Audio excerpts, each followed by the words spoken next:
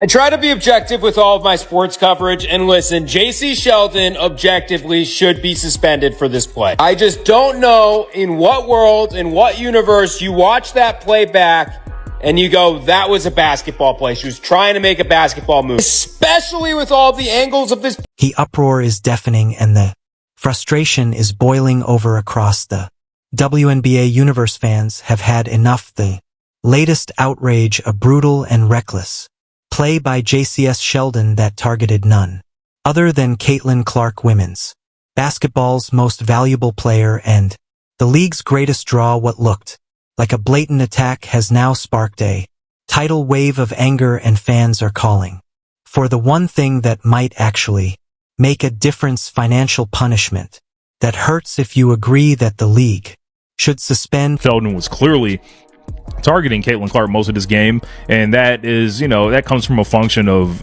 she guarded her in one-on-one situations a lot up the court, and then rolled into a lot of doubles in the half court, but there was talking and chirping all game, and for me, it was punctuated by Caitlin Clark's final play before she came out of the game, where she stares Jacy Sheldon down, essentially demonstrates, she's like, if you poke me in my eye, I will shoot it in yours. And she crosses her, finds the favorite spot, free throw line extended from the logo area, big U3 to Jacy Sheldon, yells at the Connecticut bench, yells at the crowd.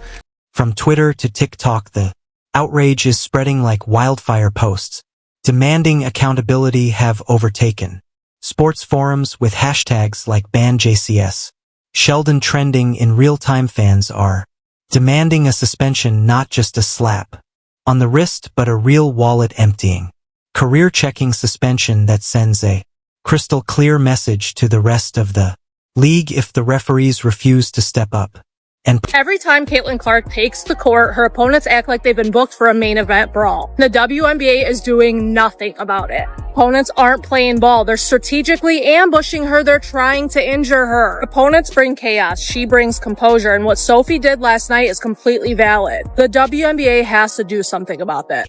Key moment that reignited this firestorm happened during a supposed routine matchup between the Indiana Fever and the Connecticut Sun.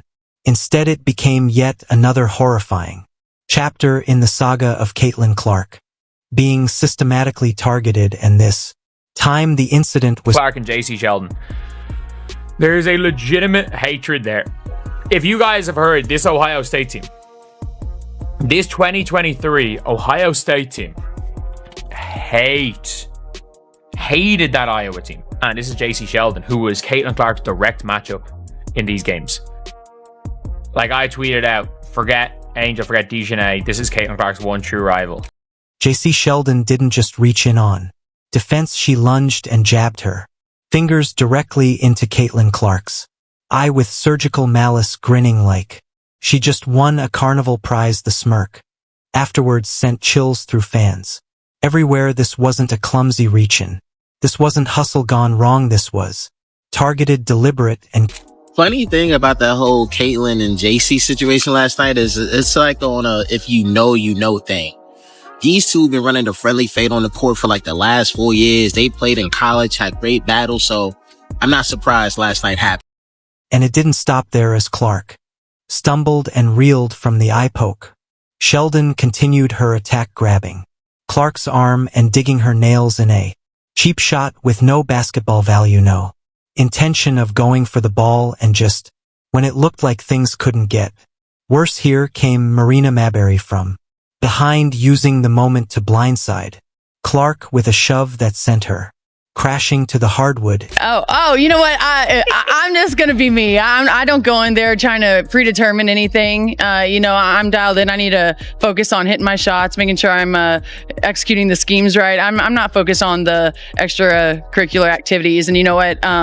During that, it was just part of the game. I think the refs had a lot to do with that. It was a build up for a couple of years now of them just not protecting, the star player of the WNBA. And so at the end of the day, I'm going to protect my teammates. That's what I do. And I'm a team player, so it's all good. Fans immediately responded with the fury of a crowd that's been ignored for far too long. Within hours, Sheldon's social Media was buried under a wave of criticism, and the internet lit up with calls for suspensions, fines, and bans.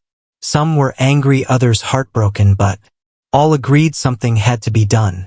Sheldon wasn't being treated like a fierce competitor, she was being called out. Look at it from behind or from the side. It's so obvious that she straight up leapt out towards Caitlyn and got her right in the eye. And the more I try and watch it back and you try to be objective, there is no world where this was a basketball play. And yes, she was playing tough defense on Caitlyn up until that point, but she leapt forward. And it's not like it's defensible where you can say she tried to get the ball, because her hand at that point was so far away from where the ball was. It's not like Caitlyn was dribbling the ball up near her face. How she was not ejected for this, I don't know. The broadcast was talking about it, and that's why Sophie Cunningham even had the opportunity to hard foul her at the end. I don't know what you do, but the league's got to do something. Mainstream media even jumped in, late night hosts and sports personalities couldn't ignore it either. Jimmy Fallon took a break from jokes to send a serious message on national television: protect Caitlyn Clark at all costs, enough is enough. Meanwhile, Dave Portnoy from Barstool Sports torched the Connecticut duo, branding Sheldon and Mabrey as jealous loser punks who should be playing rec league ball, not sharing a professional court with someone like Clark. That level. He'd stop the fighting. He thought they meant the WNBA. What is going on? Protect Caitlyn Clark at all costs, please. Enough of this. Please. But to understand why this moment hit such a nerve, you have to understand what Caitlyn Clark means to the WNBA. She isn't just a star, she's the economic engine powering the league's growth. According to Dr. Ryan Brewer, a finance expert from Indiana University Columbus, Clark was responsible for an eye-popping 26.5% of all WNBA economic activity in her rookie season. That's over a quarter of the league's revenue, driven by a single player who, by the way, was making just $76,535.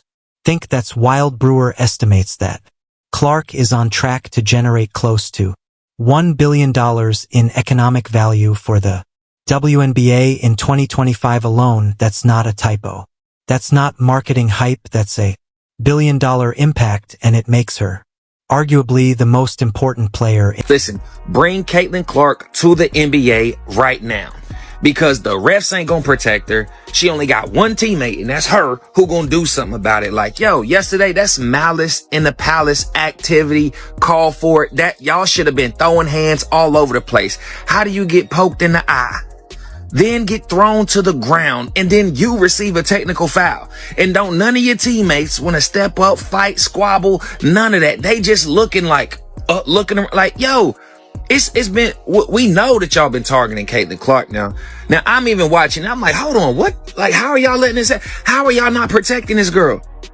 Now, she clearly is a superstar, right? But there's plenty superstars in the WNBA, and don't none of them get treated the way Caitlyn Clark get treated. No, y'all gonna mess up and ruin the whole numbers, your ratings, your spawn, all that, if y'all don't have Caitlyn Clark in y'all's league. So y'all better start acting right. I'm telling you.